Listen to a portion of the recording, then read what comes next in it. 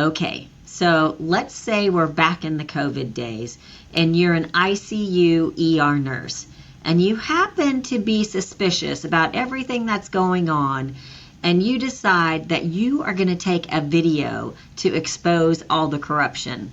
Well, what if that video goes absolutely viral and gets nearly 10 million views? That's exactly what our guest did. So I am so excited to introduce our community to Jodi O'Malley. Welcome to the Meehan Mission Podcast.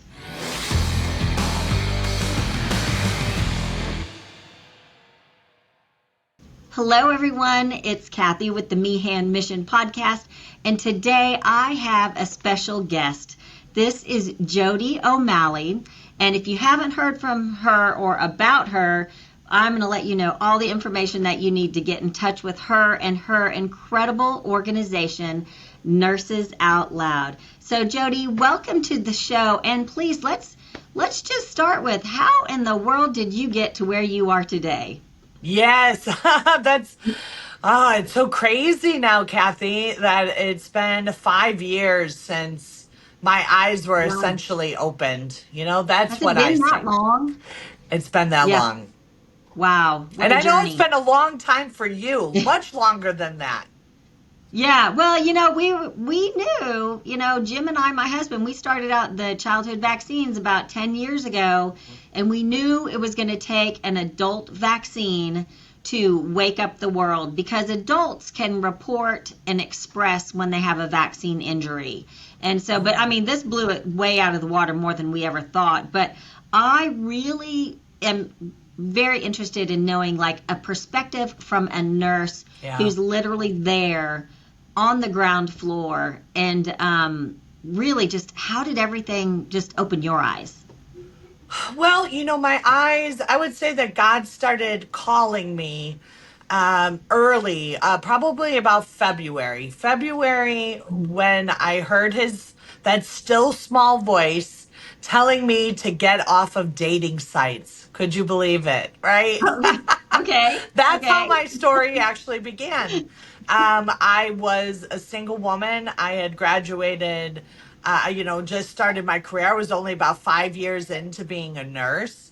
I was living my best life. I had lost a lot of weight and just was feeling myself. And one day he told me, as I was actually walking to the bathroom, looking at my phone, to get off of them, and I will know who the man is when he brings them to me. Oh, And good. so Good advice, ladies. Yeah. huh?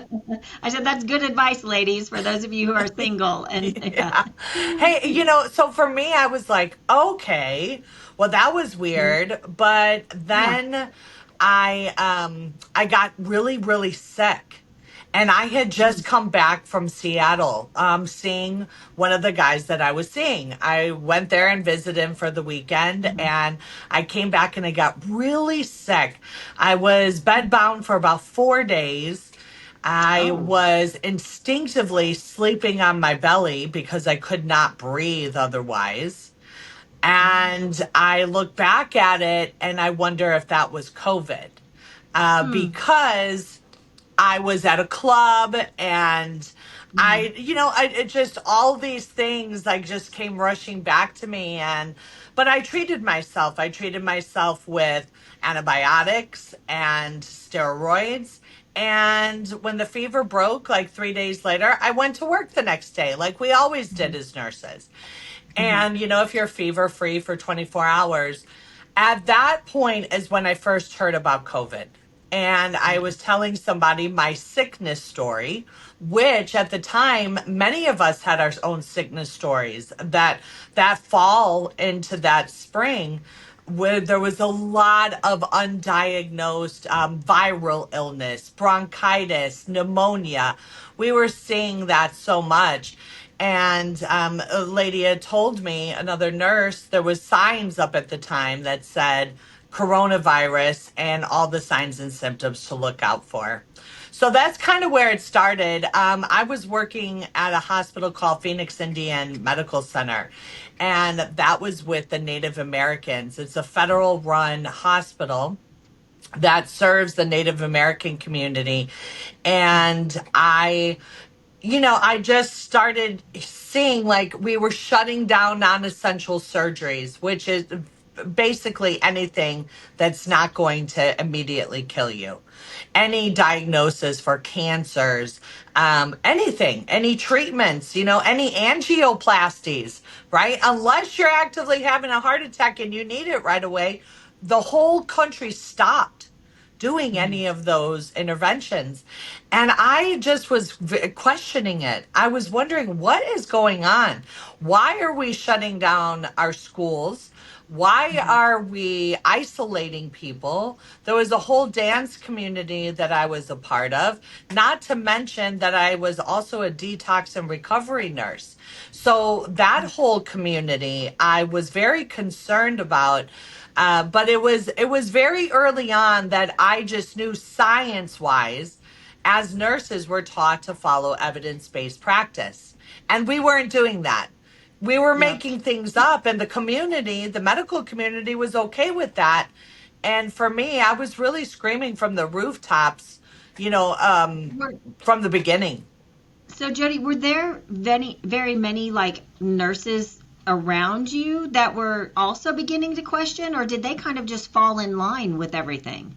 Everybody fell in line. Mm-hmm. Everybody fell in line very easily and quickly. Mm-hmm. And then it became, this virtue signaling that if you didn't do these, steps like stand on a circle, follow the arrow in the grocery store, wear the Right. mask, not talk to Mm-hmm. people, you didn't care about people. That's that's what our culture had become. And at that time, I was float pool. So I was working ICU, ER, med surge, wherever they needed me, basically.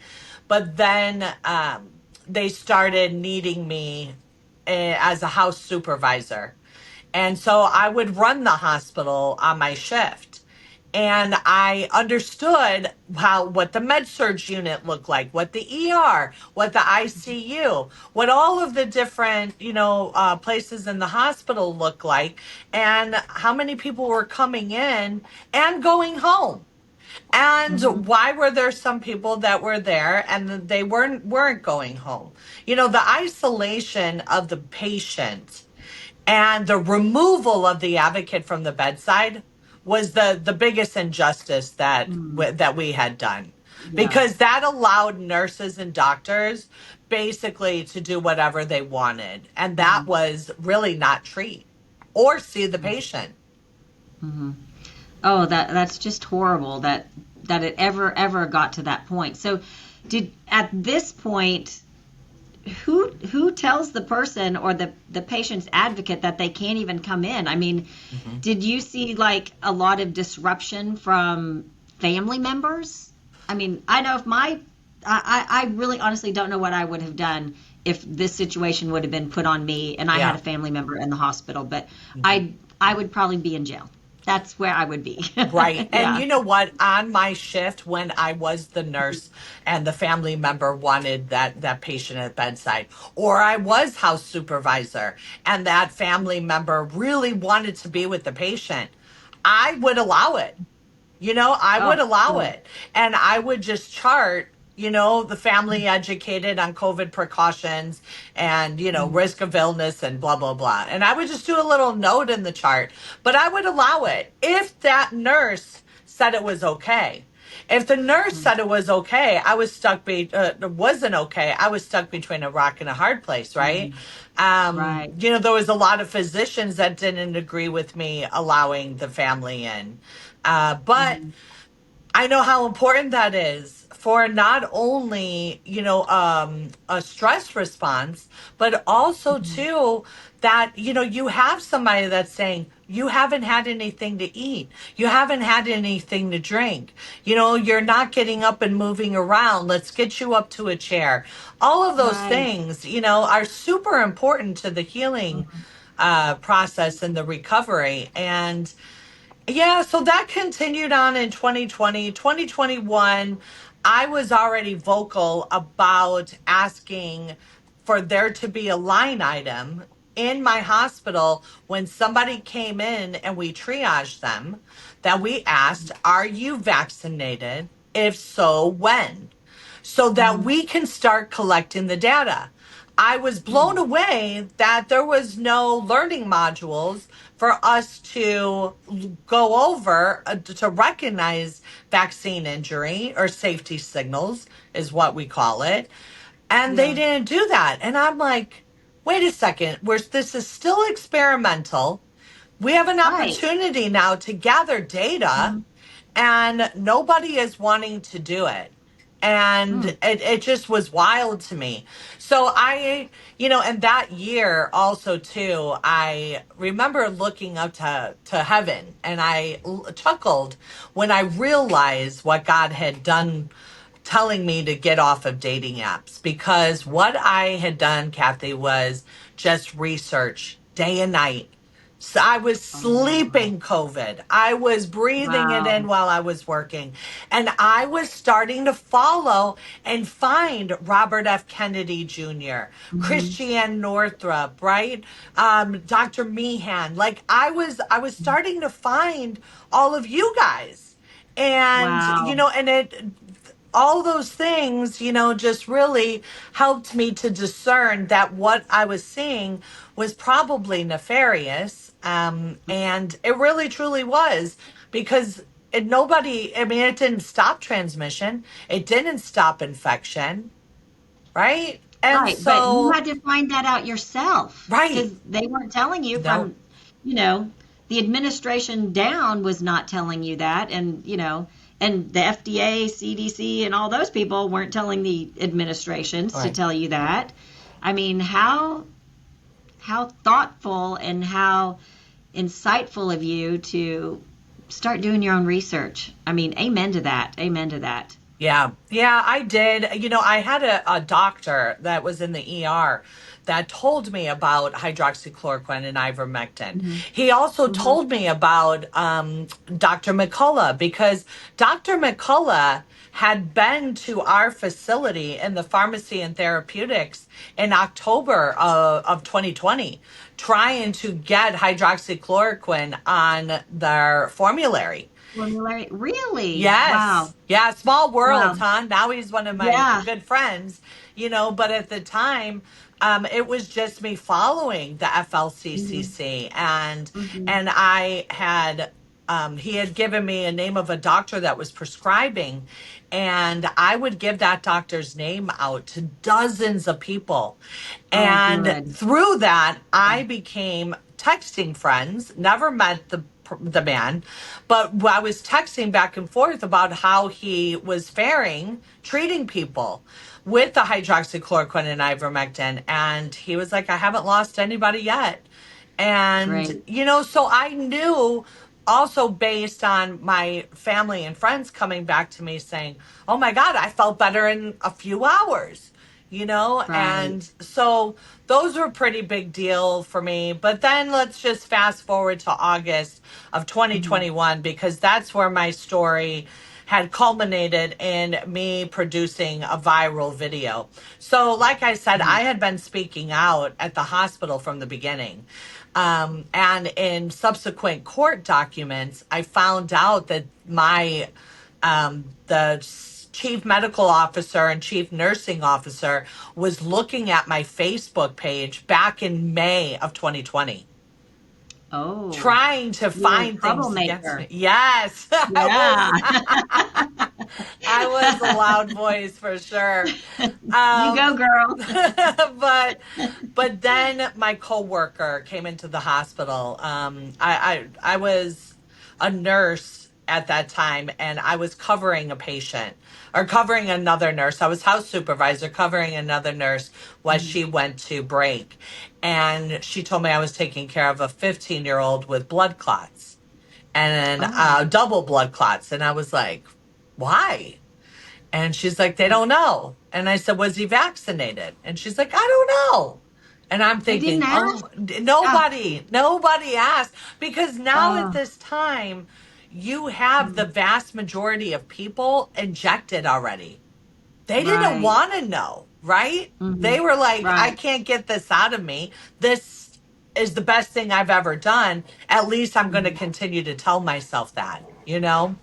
Right. And so anyway, the pharmacist came to the unit one in the middle of the night saying that she only had a few shots left before she had to throw them away and they expired in the morning.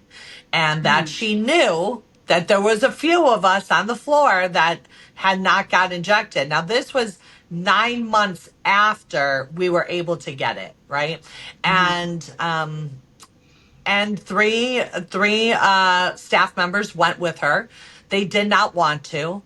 And 2 weeks later, one of them came back, and that was my coworker. And she had said, "I want to try those drugs that you've been talking about." And then I went Hmm. into advocacy mode. Long story short, the pharmacist, I called her into my office, and I recorded that conversation because I didn't understand why, if a doctor was going to prescribe it, why she was going to block it. Hmm. And she told me, dead face right there, that she would be fired if she gave it for anything other than lice or scabies. And she Yeah. wasn't going to get fired, and she had no time to research otherwise. And I was Right. like, oh my God. Oh my God. Mm. We This, have a like, problem. she literally just told me that. Like, the Hmm. ethics that went out the window, Kathy, was just Hmm. amazing. Amazing. Oh, yeah. Yeah. It was horrible. I mean, I remember, trying to get the pharmacists, the commercial pharmacies, to fill the ivermectin prescriptions to these patients. And literally, it was Jim would be on the phone with the pharmacist telling him, that he had every right to write off label, just everything, everything. And the pharmacist still Hmm. refused to fill the prescription. I mean, we would get letters. I mean, we got a letter from the New York Attorney General because, Jim was writing ivermectin. And, you know, too bad, we're still going to write ivermectin, right? Yeah. And we kept doing it. But you're right. It's just like, people lost their common sense. They Yeah. really did. They lost, and maybe it was the fear. Maybe It was the there was so fear. many things. Yeah. Yeah, so Yeah. many things. And I just, you are a rare breed, Jodi, Hmm. because you literally you sense something's off, and you speak up and you talk Hmm. about it. And that's one thing that Jim and I always encourage people is you find somebody, you listen, and then that courage is contagious, and then you get Yeah. another person and they speak up or plant seeds. And Right. that's just really what we've got to do. And you just really took this and marched forward and was able to do that. So I I mean, did. I That's when thank I you. found I had started Hmm. finding out about Project Veritas and James O'Keefe that summer Hmm. because they had a couple of whistleblowers that had come out. And Hmm. once I mean, I gathered all of the the myocarditis, pericarditis, the blood clots, the refusal, the what the doctors thought about it, right? One doctor was like, "This vaccine is full of, you know what," Yeah. and so I knew that it was a fear.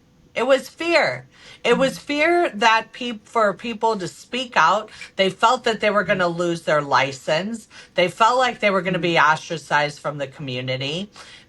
But it was the silent majority that stayed silent because once I gave it to James and he released it, I mean, I Hmm. had, I don't know, 10 million views in the first week, you know? Wow. And Hmm. people were like, thank God somebody's coming out and saying it.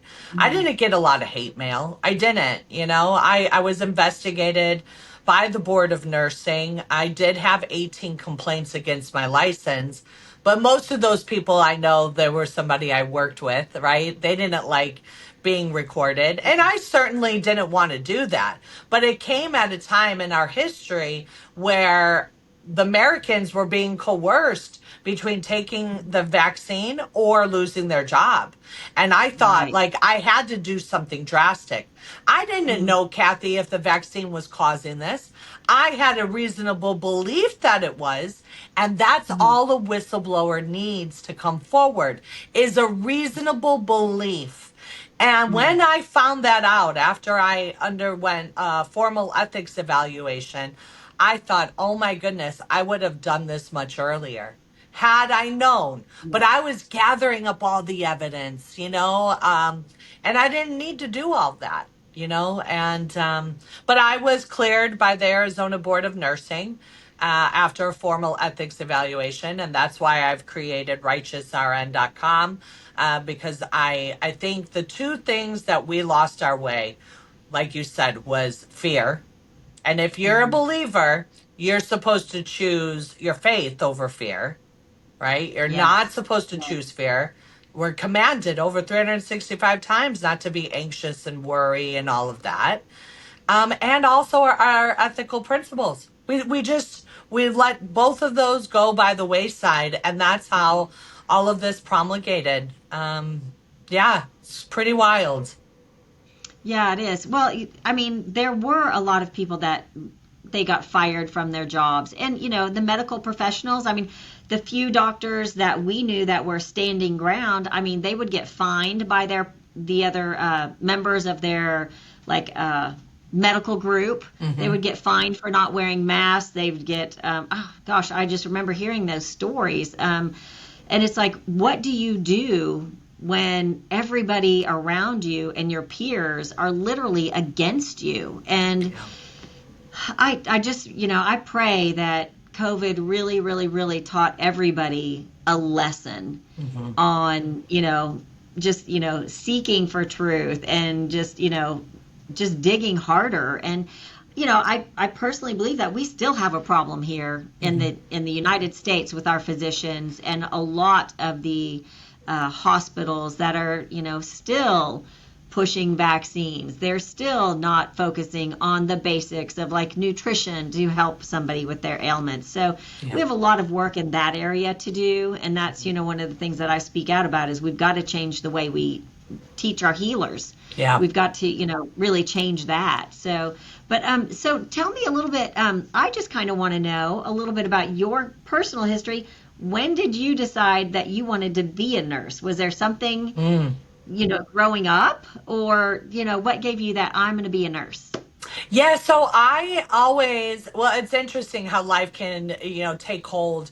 I actually Mhm. had my first child at 16, married to someone 14 years my senior. Was an abusive relationship, but then had Oh, my I'm sorry. daughter. And then when I was like 20 years old, I left that relationship and was on my own. So you Mhm. didn't ask this question, but I think I've always known what I'm made of, and Mhm.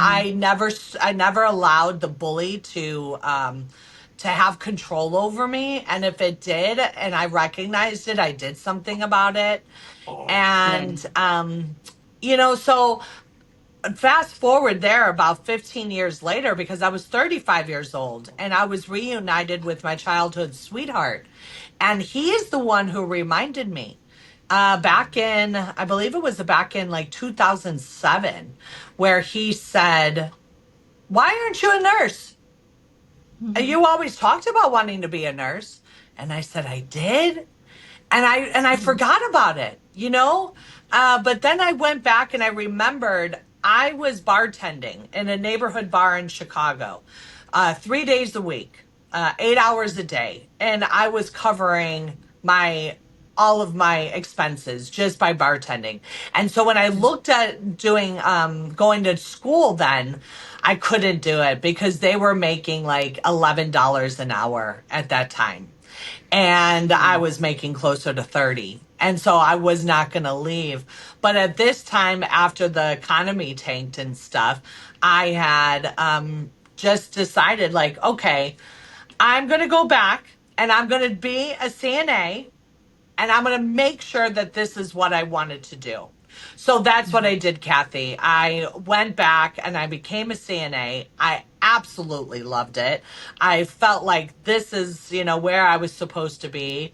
And I started working like delivering food trays and in the hospital just to get my foot in the door and becoming a PCT and putting myself through nursing school. I graduated at 39 and I'm 50 now. So I hadn't been a nurse for a long time. Um, and so it was really hard for me to put my career and my license on the line, Mm. Right, right. After all But you've worked there. yeah, yeah. Yeah. So I was Well, only a nurse for, 6 years when COVID came on the scene.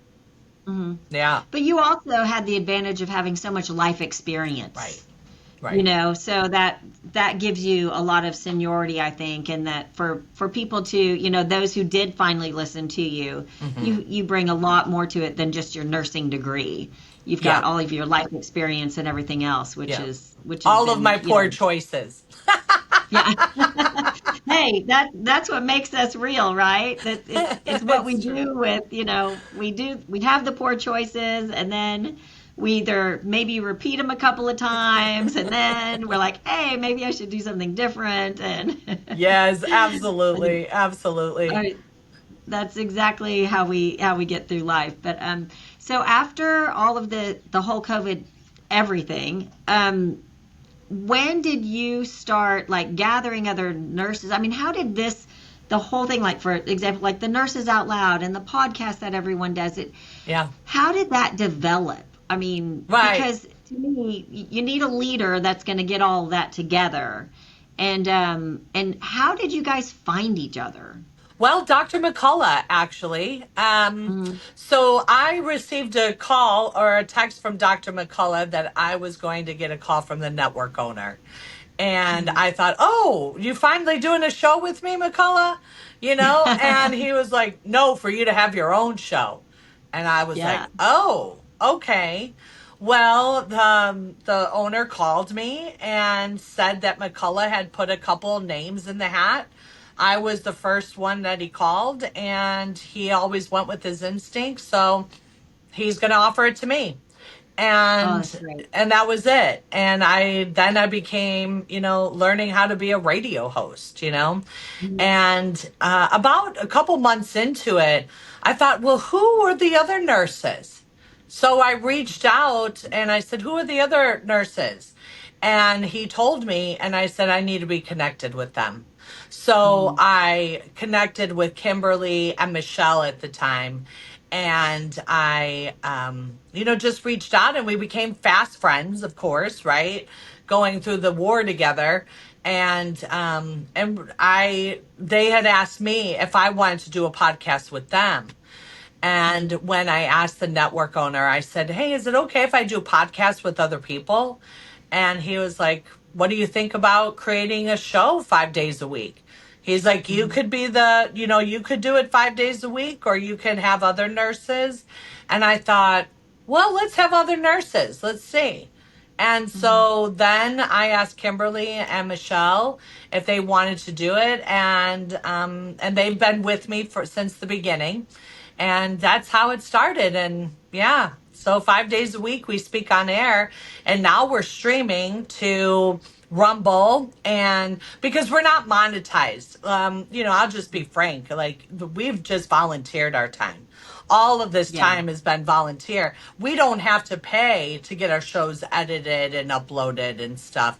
The network does it, but as far as monetization, we haven't done that yet. And now we're trying our hand at it. We're Yeah. putting our shows up on Rumble and Facebook and Twitter, and they all go to podcast and on iHeartRadio and stuff. So yeah, it's been quite lovely. I mean, how many nurses that we have, Mhm. talked to, and even just not even. I mean, most of our audience are not nurses. Actually, they're just the general public. But yeah, yeah, we're in the top 1%, half percent of podcasts globally. So it's pretty cool. Yeah, no, I think it's great because I mean, I'm not a nurse, but I'm interested because I want to hear your perspective because you guys were there, Yeah. and just and I can only imagine that your community is just growing more every day. And, with all of the Maha movement and finally getting Bobby Kennedy and HHS and, I'm just thankful people are reading labels. Yeah. Just read your food labels, people. It takes these baby steps. You can't just learn everything in a day, Right. but now we have resources and you can bring people, to the communities and Mm-hmm. they can talk about there's options out there. There's advocacy groups. There's just so much more. Yeah. And like as far as like the like nurses that reach out to you, I mean, are they reaching out looking for like community or, Yeah. They're looking like for where do I go? community. And Yeah, they Mhm. want to start moving away from the bedside. They don't feel like they're called Mhm. there anymore. Or some Right. still do, and they just want they don't want to silence themselves. So you have Mm-hmm. me, really we've all kind of like Kimberly, she's in this advocacy space, right, with Hmm. her remnant healthcare, and she's able to take on clients and stuff, and put nurses to work with those clients.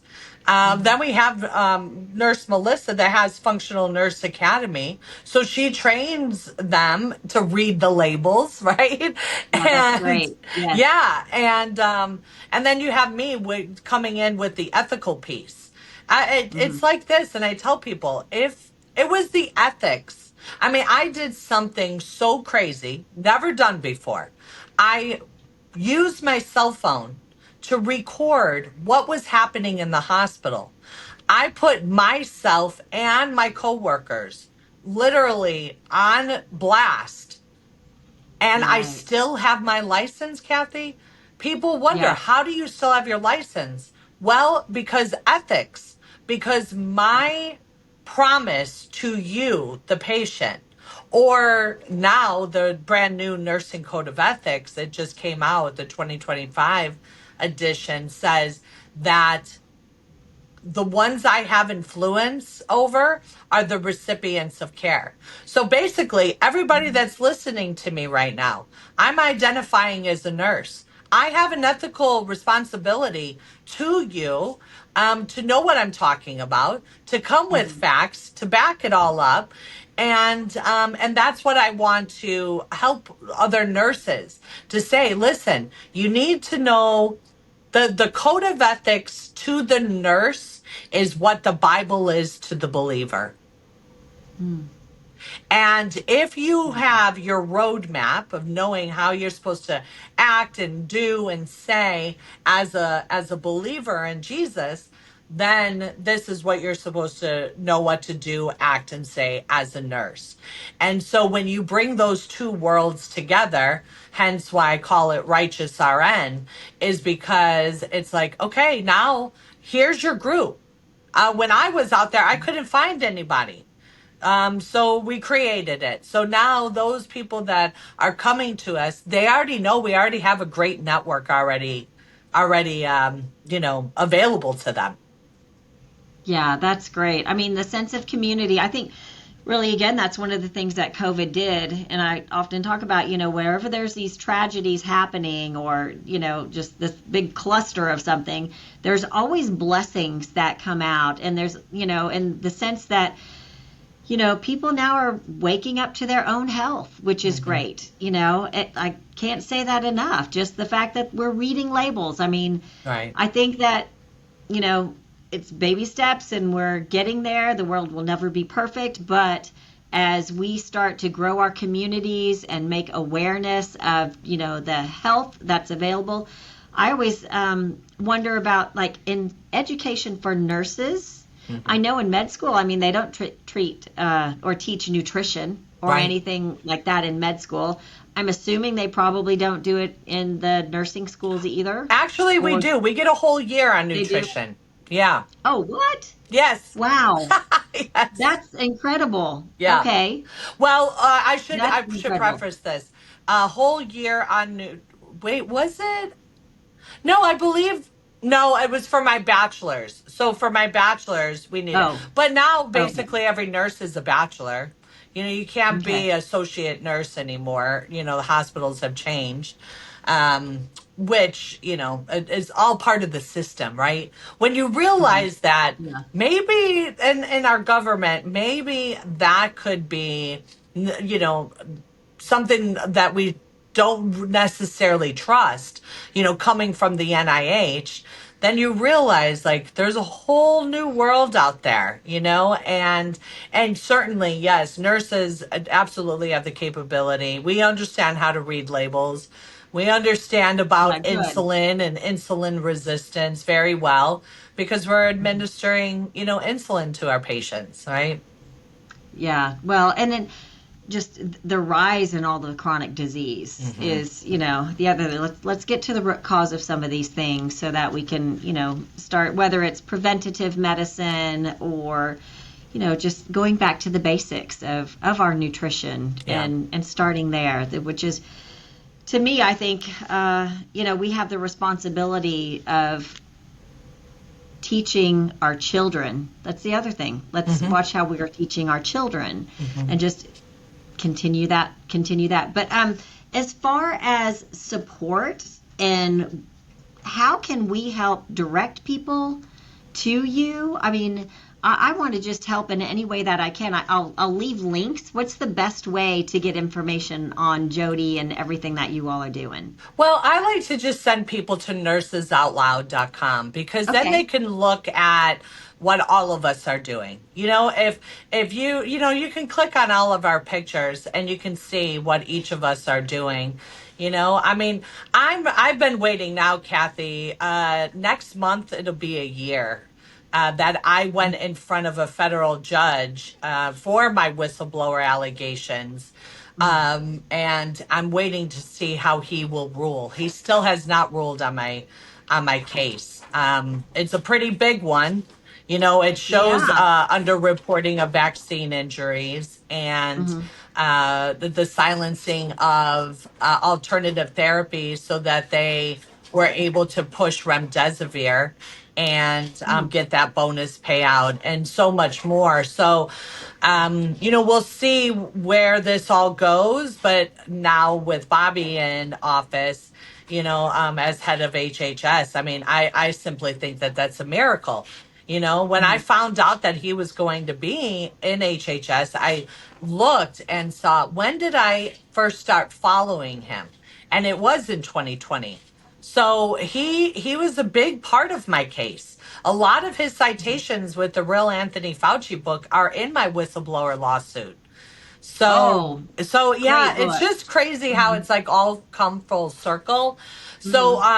I pray to God that the American people do know what happened to them and so that it never happens again. But yeah, nurses out loud because we have nurses that are doing legislation. We have nurses that are doing education and advocacy and yeah, it's a wonderful group of nurses come together. And we even have Nurse David, a male. So we're hoping to get more men. Okay. Yes. That's always good. Yeah, we have Dr. Terry Lakin came in and is kind of our primary physician now that Jim is gone, and he's the only guy in a office full of women, and Yeah. so they're usually the best sports, though. I do have to say they're usually the best sports. Yes. Yeah, absolutely. Yeah. Yeah, No, it's yeah. wonderful having that Everybody needs. perspective. Yeah, we need everybody's perspective when we're making decisions. So, Yeah. but that's been great. But no, we get I often get people connect to us through the website and they're nurses from all over, and I think I'm just going to direct them to your website so that they can find community and you're right. There quite a few of them are wanting to get out of like the hospital settings or in the medical community that they're in Yeah. because it's just so rigid and they're not really allowed to um, you know I don't want to just do anything besides what's protocol. Well, and see, and you that's the know thing. That's where ethics come in, especially with hmm this new code. In 2015 was the last update. So 2015 code of so ethics it's been got 10 me. years. Pardon me. So it's been 10 years. It's been 10 years, yeah. 10 years. Uh-huh. And that code is what exonerated me, right? And why I still have my license. But now they even went a little bit further and they actually name whistleblowers. They say that we have a duty to support whistleblowers, and that it's our ethical duty, and that if there is something that we don't agree with that doesn't align with our values or morals and integrity, that we have a duty to speak up or remove ourselves from the situation. So the new code of ethics really compels nurses to have a voice, to use it. They even put a new provision in there. Nurse is a global change agent. And that's exactly what we're doing right now. I'm reaching people globally through your podcast, you know? And Yeah, and so great. we have a lot more we have a lot more behind us now with this new code, and that's why nurses need to know it. Right, absolutely. Absolutely. I think it's just great. And again, it's we take these experiences that we've had and we move forward. We can either learn from them or we can repeat them, and by golly, I hope that we don't repeat any of this for Right. a long, long, long time. Yes. It's history has a way of repeating itself, but we will get through that. But I appreciate so much of your time, Jodi. It was great actually getting to talk to Yeah. you and me. I'd say in person, but Right. via video. And I'm sure we'll be keeping in touch. And I will definitely put your links in the description below so that people can reach out to you. And anytime we've got nurses that send their questions over to us and resumes, I'm going to direct them to Nurses Out Loud. Yes, thank you so much for that. And thank you for You your bet. courage because, with so many people having a voice and using it, hopefully this Mm, isn't repeated. right. Hopefully we pass this down generationally and some justice is done to make an example out of them. Let's pray for that. Mhm. Yes, absolutely. Absolutely. Well, you have a blessed day, and we'll talk again soon. Thank Thank you. you.